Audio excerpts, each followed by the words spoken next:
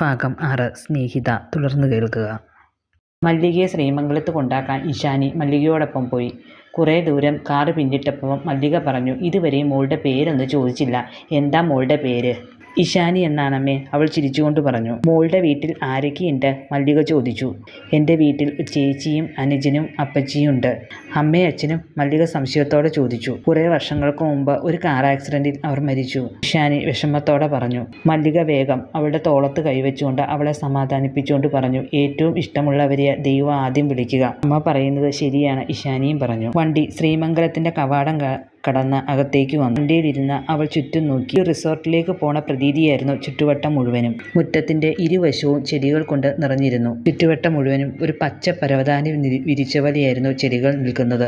ഇതിന്റെ എല്ലാം നടുവിലായി ഒരു വലിയ സ്വിമ്മിംഗ് പൂൾ. ആ കാഴ്ചകളെല്ലാം ഇഷാനിക്ക് അത്ഭുതമായി തോന്നി. കാർ ശ്രീമംഗലത്തിന്റെ മുറ്റത്തേക്ക് ചെന്ന് നിന്നു. മല്ലിക ഡോർ തുറന്നിറങ്ങാൻ തുടങ്ങി. മോളെ ഇറങ്ങി വാ, മല്ലിക പറഞ്ഞു. ഇഷാനി ഡോർ തുറന്ന് മെല്ലെ പുറത്തേക്കിറങ്ങി. ഇതാണോ അമ്മയുടെ വീട്? ഇഷാനി മല്ലികയുടെ നേരെ നോക്കി ചോദിച്ചു. അതേ മോളെ, ഇതാണ് എൻ്റെ വീട്. ശ്രീമംഗലം തറവാട് കണ്ടപ്പോൾ അവൾ അത്ഭുതപ്പെട്ടുപോയി. ഈശ്വര, ഇത് വീടാണോ അതോ കൊട്ടാരമാണോ? അവൾ മനസ്സിലോർത്തു.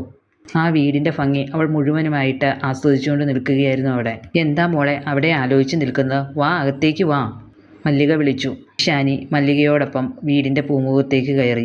വീടിൻ്റെ പൂമുഖത്ത് തന്നെ വലിയ അക്ഷരത്തിൽ ശ്രീമംഗലം എന്ന് എഴുതിയൊരു ബോർഡ് ഭിത്തിയിൽ തൂക്കിയിരിക്കുന്നു. വീടിൻ്റെ മുൻവാതിലിലെത്തിയ മല്ലിക തിരിഞ്ഞു നോക്കുമ്പോൾ ആശ്ചര്യപ്പെട്ടു നിൽക്കുന്ന ഇഷാനിയാണ് കാണുന്നത്. മോൾ എന്താ അവിടെ നിൽക്കുന്നത്? അകത്തേക്ക് വാ. അതും പറഞ്ഞ് മല്ലിക അകത്തേക്ക് കയറി, കൂടെ ഇഷാനിയും. കയറി ഇഷാനിക്ക് അത്ഭുതമായിരുന്നു അവിടുത്തെ കാഴ്ചകൾ. ആ വീടിൻ്റെ ഉള്ള അത്ര മനോഹരമായിട്ടായിരുന്നു ഇന്റീരിയർ ചെയ്തിരിക്കുന്നത്. മല്ലിക ഇഷാനിയും കൂട്ടി ഹാളിലെത്തി. ഹാളിൽ പത്രം വായിച്ചുകൊണ്ടിരിക്കുകയായിരുന്നു ദേവയാനിയമ്മ. അത് ഇവിടുത്തെ മുത്തശ്ശിയാണ്. ദേവയാനിയമ്മയെ നോക്കി മല്ലിക പറഞ്ഞു.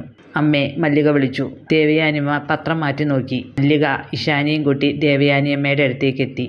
അടുത്തു വന്ന ഇഷാനിയുടെ മുഖം ശ്രദ്ധിച്ച ദേവയാനിയമ്മ അത്ഭുതപ്പെട്ടുപോയി. ഞെട്ടലോടെ കുറേ നേരം ഇഷാനിയുടെ മുഖത്തേക്ക് തന്നെ നോക്കിയിരുന്നു ദേവയാനിയമ്മ. ഈ കുട്ടി? ദേവയാനിയമ്മ ആശ്ചര്യത്തോടെ ചോദിച്ചു മല്ലികയോട്. ഈ കുട്ടിയെ എനിക്ക് അമ്പലത്തിൽ നിന്ന് കിട്ടിയതാണമ്മേ, മല്ലിക മറുപടി പറഞ്ഞു. അമ്പലത്തിൽ നിന്നോ? നീ എന്തൊക്കെയാ മല്ലിക ഈ പറയുന്നത്? അത് പറയാമേ, അല്പനേരം ഒന്ന് ഇരിക്കട്ടെ. മല്ലിക അടുത്തുള്ള സെറ്റിയിലേക്ക് ഇരുന്നു. വാ മോളെ, ഇഷാനിയെ വിളിച്ച് മല്ലിക അവളുടെ കൂടെ ഇരുത്തി. മുത്തശ്ശി അപ്പോഴും ഇഷാനിയെ തന്നെ നോക്കി നിൽക്കുകയായിരുന്നു. അമ്മ എന്താ ഈ മോളെ ഇങ്ങനെ നോക്കുന്നത്? മല്ലിക ചോദിച്ചു. ഈ കുട്ടിയെ കണ്ടപ്പോൾ തൊട്ട് എവിടെയോ പോലെയുള്ള മുഖമാണ്, ദേവയാനിയമ്മ പറഞ്ഞു. ഈ കുട്ടി ഏതാണെന്ന് അമ്മയ്ക്കറിയാമോ? മേലേടത്തെ വേണുവിൻ്റെയാണ്. മേലേടത്തെ വേണുവിൻ്റെ കുട്ടിയോ? മുത്തശ്ശി ആശ്ചര്യത്തോടെ ഇഷാനിയുടെ മുഖത്തേക്ക് നോക്കിക്കൊണ്ട് ചോദിച്ചു. അതെ അമ്മേ, ഇത് വേണുവിൻ്റെ രണ്ടാമത്തെ മോളാണ്, മല്ലിക പറഞ്ഞു. ആ, എത്ര വർഷമായി സരോജത്തെയും വേണുവിനെയൊക്കെ കണ്ടിട്ട്? ദേവയാനിയമ്മ പഴയകാല ഓർമ്മയിലേക്ക് പോയി. അപ്പോൾ മുത്തശ്ശി എൻ്റെ അച്ഛനെയും അപ്പച്ചിയൊക്കെ അറിയുമോ? ഇഷാനി ആശ്ചര്യത്തോടെ ചോദിച്ചു. നിന്റെ അച്ഛനെയും അപ്പച്ചിയെ മാത്രമല്ല, നിന്റെ മുത്തച്ഛനെയും മുത്തശ്ശിയും ഒക്കെ അറിയും, ദേവയാനിയമ്മ ചിരിച്ചുകൊണ്ട് പറഞ്ഞു. ആളിൽ ആരുടെയോ സംസാരം കേട്ടുകൊണ്ട് ലതയും അഞ്ജനയും അങ്ങോട്ട് വന്നു. മല്ലികയുടെ അടുത്തിരിക്കുന്ന ഇഷാനിയെ കണ്ടപ്പോൾ അഞ്ജനയും ലതയും മുഖത്തോട് മുഖം നോക്കി. ഏതാ ലതമാമി ആ കുട്ടി? ആ കുട്ടിയെ കാണാൻ എന്തു ഭംഗിയല്ലേ! എത്ര ഭംഗിയാ അവക്കടെ ചിരി കാണാൻ! ഇഷാനി ചിരിക്കുന്നത് കണ്ടുകൊണ്ട് അഞ്ജന പറഞ്ഞു. അഞ്ജന ഇഷാനിയെ വർണ്ണിച്ചത് ലതയ്ക്ക് ഒട്ടും ഇഷ്ടപ്പെട്ടില്ല. അവളെ ഏതാണെന്ന് എനിക്കറിയില്ല, കണ്ടിട്ട് ഏതോ ലോക്കൽ വീട്ടിലെയാണെന്ന് തോന്നുന്നു, ലത പറഞ്ഞു. മല്ലികയിടത്തേക്കും അമ്മയ്ക്കും വഴിയെ പോണവരെയെല്ലാം വീട്ടിൽ കയറ്റി സൽക്കരിക്കുന്നത് ഒരു പതിവാണല്ലോ. ലത ആ പറഞ്ഞത് അഞ്ജനയ്ക്ക് ഒട്ടും ഇഷ്ടപ്പെട്ടില്ല. ആ നീരസം മറച്ചു വെച്ചുകൊണ്ട് അവൾ പറഞ്ഞു. ലതമാമി ഒന്ന് പതുക്കെ, ആ കുട്ടി ഇപ്പൊ കേൾക്കും. അതും പറഞ്ഞ് വേഗം തന്നെ അഞ്ജന മുത്തശ്ശിയുടെ അടുത്തേക്ക് ചെന്നു. ഒപ്പം ലതയും. അഞ്ജനയും ലതയെയും കണ്ടപ്പോൾ ഇഷാനി അവരെ നോക്കി പുഞ്ചിരിച്ചു. ഇവരൊക്കെ ആരാ എന്ന മട്ടിൽ ഇഷാനി മല്ലികയെ നോക്കി. അഞ്ജനയെ നോക്കിക്കൊണ്ട് മല്ലിക പറഞ്ഞു. ഇതാണ് ഇവിടുത്തെ അഞ്ജന മോള്. കൂടത്തിലുള്ളത് എൻ്റെ അനുജൻ്റെ ഭാര്യ ലത. അഞ്ജന വേഗം തന്നെ ഇഷാനിയുടെ നേരെ നോക്കി ഒന്ന് പുഞ്ചിരിച്ചു. അഞ്ജന ചേച്ചി അമ്മയുടെ മോളാണോ? ഇഷാനി മല്ലികയോട് ചോദിച്ചു. അഞ്ജന മോളും കാർത്തിക്കും എനിക്ക് പിറക്കാതെ പോയ എൻ്റെ സ്വന്തം മക്കളാണ്, മല്ലിക പറഞ്ഞു. ഇഷാനി അത് കേട്ട് പുഞ്ചിരിച്ചുകൊണ്ട് ചോദിച്ചു. ആരാണ് ഈ കാർത്തിക്? കാർത്തിക് അഞ്ജനയുടെ അനിയനാണ്. അവൻ ഇവിടെ ഇല്ല, അവൻ ഓഫീസിൽ പോയി, മുത്തശ്ശി പറഞ്ഞു. നീ ഇങ്ങനെ നിൽക്കാതെ ഇവിടെ എങ്ങാനും വന്നിരിക്കുക, മുത്തശ്ശി ലതയോട് പറഞ്ഞു. ലത വേഗം മുത്തശ്ശിയുടെ അരികിലായി പോയിരുന്നു. ഈ കുട്ടി ഏതാണ് മല്ലികാമ്മേ? അഞ്ജന ആകാംക്ഷയോടെ ചോദിച്ചു. ഇഷാനിയെ ചേർത്ത് പിടിച്ചുകൊണ്ട് മല്ലിക പറഞ്ഞു. ഇതെൻ്റെ മോളാ. ആഹാ, മല്ലികാമ്മ എന്നെ മറന്നു, അഞ്ജന പരിഭവത്തോടെ പറഞ്ഞു. എൻ്റെ അഞ്ജനമോൾക്ക് കുശുമ്പ് തോന്നി തുടങ്ങിയോ?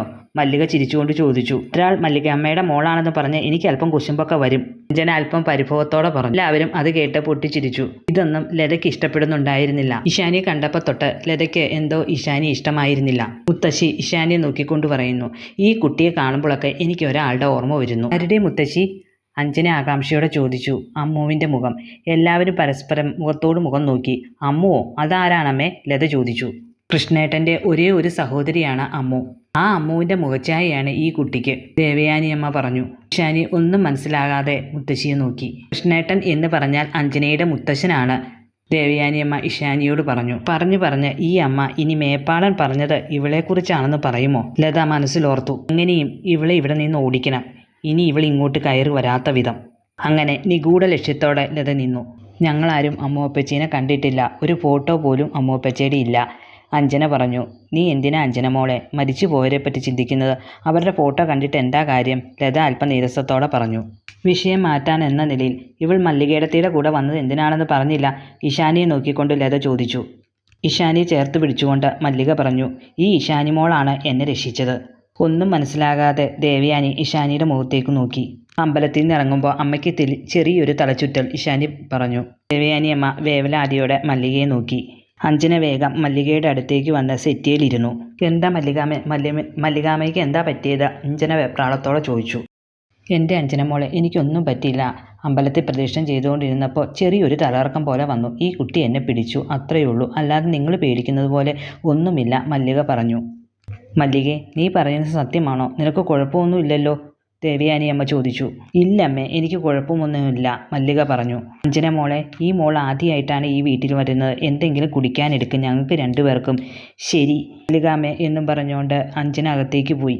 മോളുള്ളത് കൊണ്ട് രക്ഷപ്പെട്ടു. മല്ലികയ്ക്ക് ഒരു കുഴപ്പവും കൂടാതെ ഇവിടെ എത്തിച്ചല്ലോ, ഇഷാനിയെ നോക്കിക്കൊണ്ട് ദേവയാനിയമ്മ പറഞ്ഞു. ഇവളില്ലെങ്കിലും അമ്പലത്തിലുള്ള ആരെങ്കിലും മല്ലികയുടെ ഇവിടെ കൊണ്ടുവരും, ലത പറഞ്ഞു. അത് കേട്ടപ്പോൾ ഇഷാനിക്ക് വിഷമം തോന്നി. ലത ദേവയാനിയമ്മ താക്കീത് ഭാഷയിൽ വിളിച്ചു. പിന്നീട് ലതയൊന്നും മിണ്ടിയില്ല. എന്താ പെട്ടെന്ന് തല ചുറ്റാൻ കാരണം? ദേവയാനിയമ്മ മല്ലികയോട് ചോദിച്ചു. ഇന്നലെ വ്രതമല്ലായിരുന്നു അമ്മേ, അതുകൊണ്ടായിരിക്കും, മല്ലിക പറഞ്ഞു.